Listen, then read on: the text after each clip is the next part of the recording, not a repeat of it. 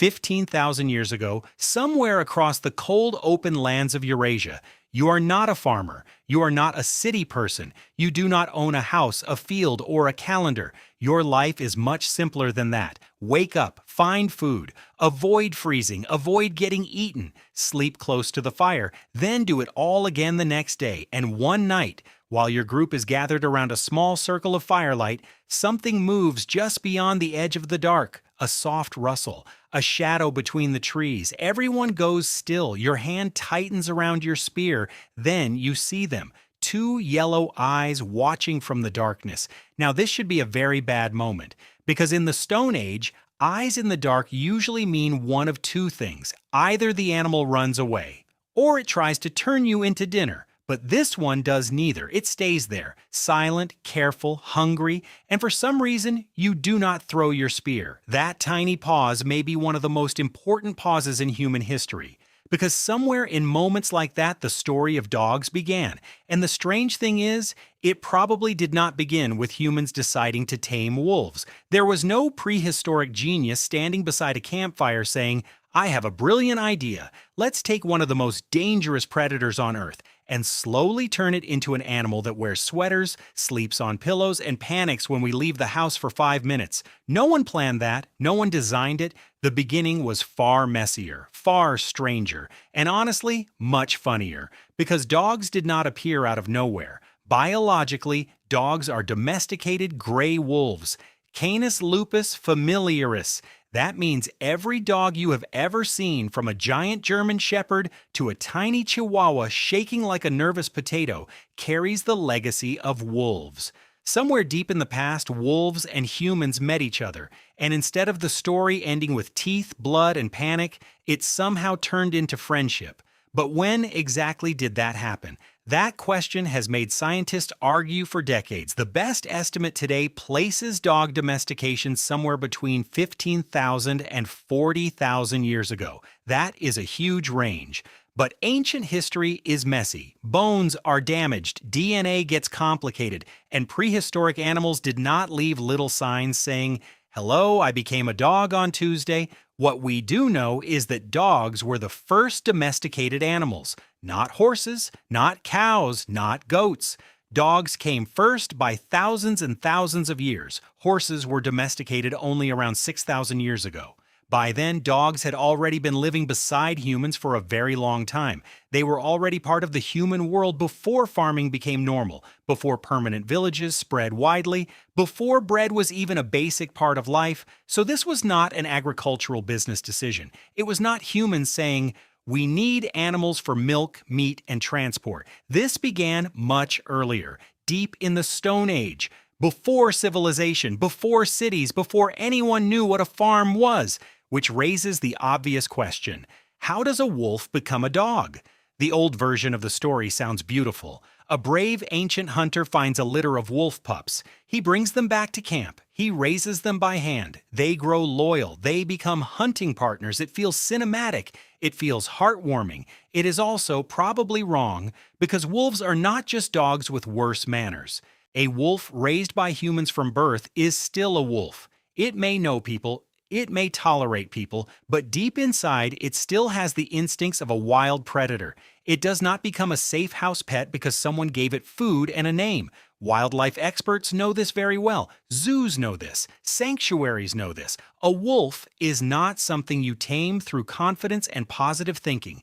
That is the kind of idea that ends with someone missing part of a hand. So if humans did not simply tame wolves by force or kindness, what really happened? The most convincing explanation is much stranger. Wolves may have started domesticating themselves. Not consciously, of course. A wolf did not hold a meeting with other wolves and say, "Everyone, I think our future is indoor living." But certain wolves began making choices that pushed them closer to humans, and those choices changed everything. As humans became better hunters, they produced something very valuable: garbage, bones, scraps, animal parts they did not eat, leftovers around camp. To a wolf, this was not trash. This was opportunity. For an intelligent scavenger, a human camp was basically a restaurant that kept dropping food on the ground. Most wolves would have stayed away. Humans were terrifying. They carried spears. They controlled fire. They moved in groups. They threw things. But not every wolf reacted the same way. Some were a little less fearful. Some were a little more curious. Some could come closer to the fire without immediately panicking. Those wolves had an advantage. They got scraps. They wasted less energy hunting. They survived more easily. And if they survived, they had more puppies. The aggressive wolves that kept their distance did not benefit as much. The most nervous wolves ran away too soon. But the calmer wolves, the ones who could tolerate humans, had access to a steady food source. Nobody planned this. No human invented a breeding program. No wolf understood evolution. But generation after generation, the same pressure kept repeating. Wolves that were less afraid of humans did better near humans. Their puppies inherited some of that calmness. Then those puppies had puppies. And slowly, without anyone meaning to do it, natural selection began pushing some wolves in a new direction. Toward us, that is already strange. But then the story gets even stranger, because tameness does not only change behavior, sometimes it changes the whole animal. And one of the clearest clues came from a Soviet scientist named Dmitry Belyaev.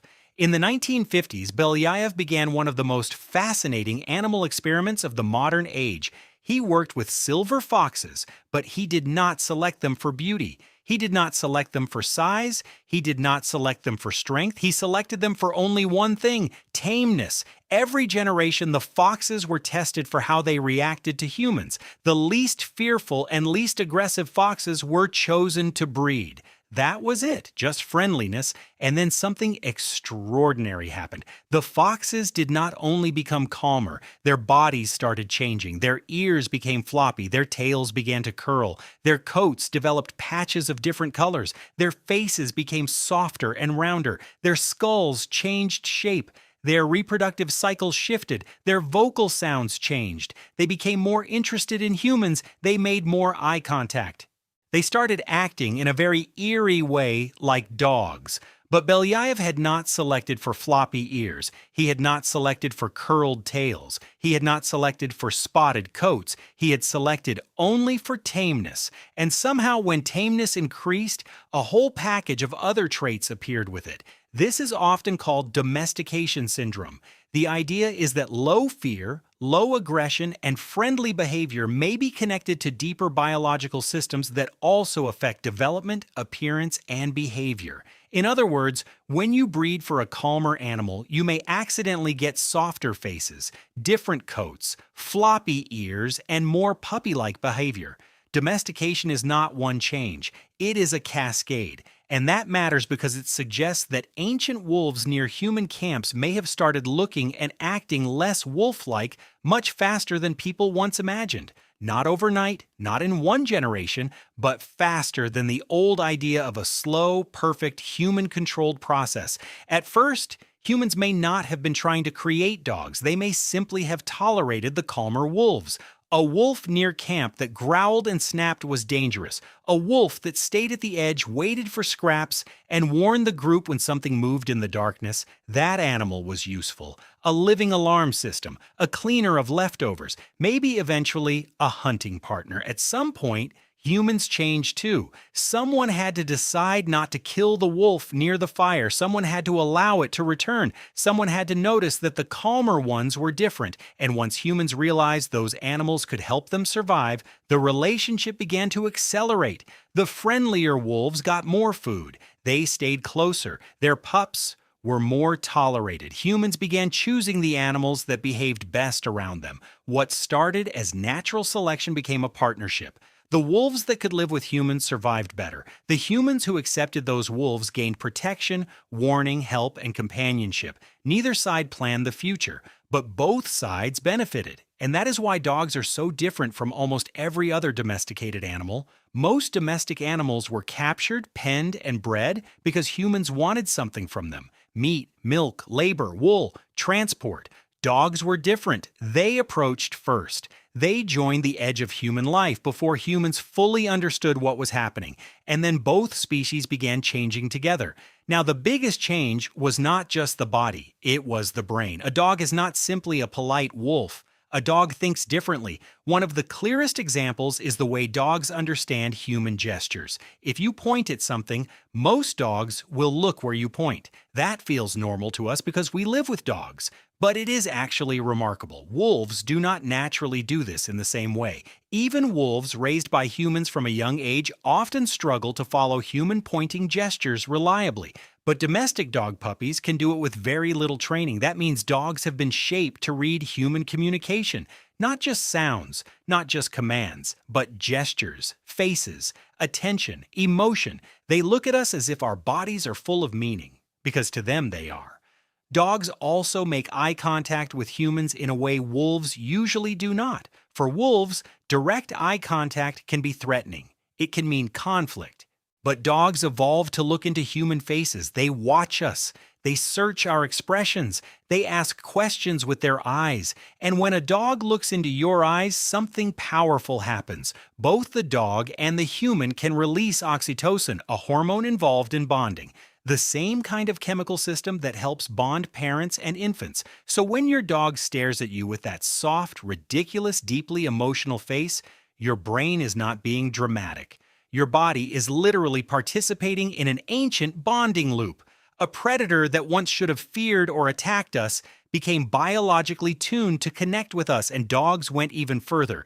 They evolved a tiny facial muscle that wolves do not have in the same developed form. It sits above the eyes and helps create that classic puppy dog eyes expression. The soft, sad, helpless look that makes humans instantly lose all financial discipline. That expression works because it triggers caregiving instincts in us.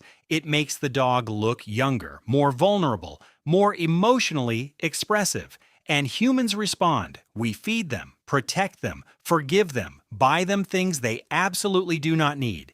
You may think you chose your dog, but the ancestors of dogs spent thousands of years becoming the kind of animal humans would choose. That is not manipulation in a conscious sense. Your dog is not running an emotional scam, but evolution absolutely built a creature that knows how to pull on the human heart, and it worked. By around 10,000 years ago, dogs were already deeply woven into human life. We know this because dogs appear in ancient burials, not as food, not as tools, as companions.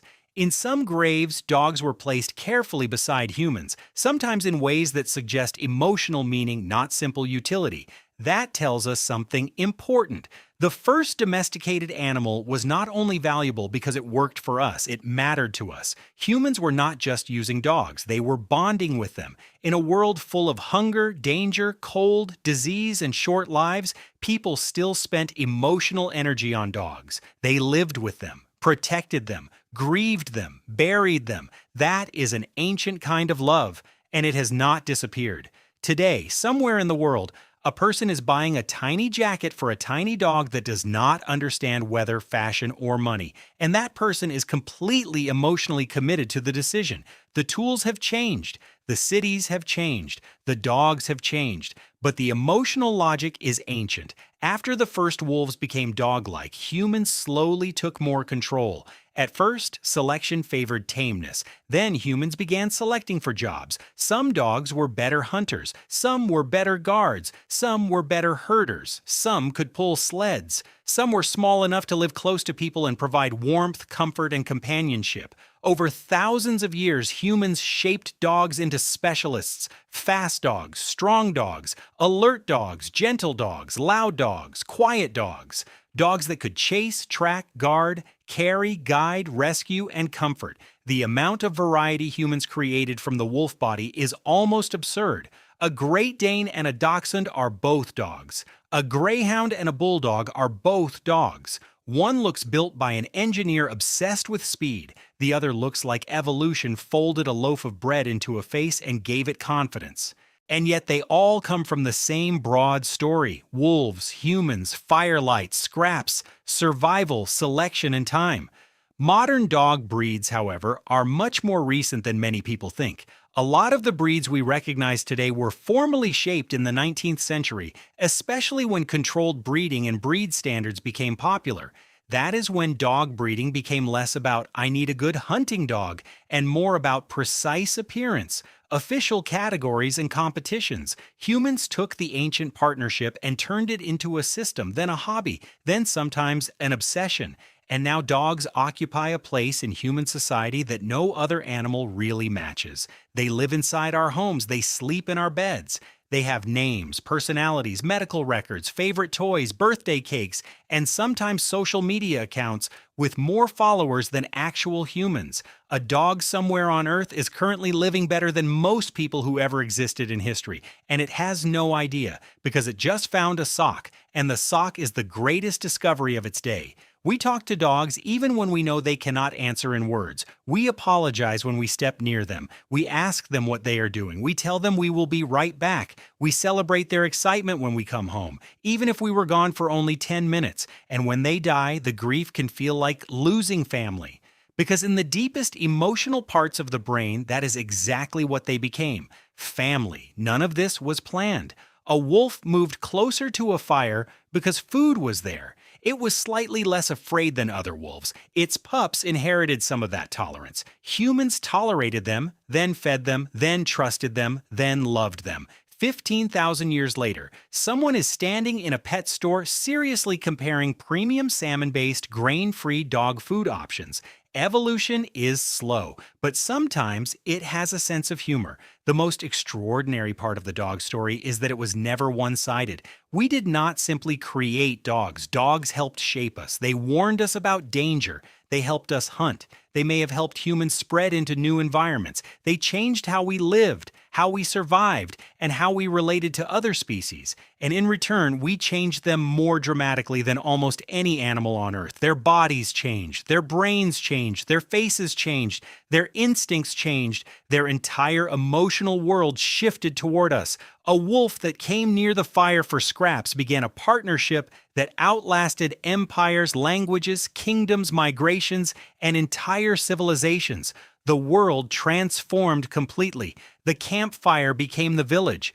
The village became the city. The spear became the machine. But the dog stayed, still beside us, still watching our faces, still listening for our steps, still reacting to us as if our return home is the greatest event in the universe. So the next time a dog rests its head on your foot, or stares at you like you are the keeper of all meaning, or explodes with joy at the sound of your keys in the door, remember what you are seeing. That happiness is ancient. That bond was not invented yesterday. It was built slowly, accidentally, generation after generation by fear, hunger, firelight, survival, and trust. Somewhere in the dark, a wolf looked at a human camp and chose not to run. Somewhere by the fire, a human looked back and chose not to throw the spear. And from that impossible little agreement came one of the oldest friendships on Earth. It was worth it for the wolves, and it was worth it for us too.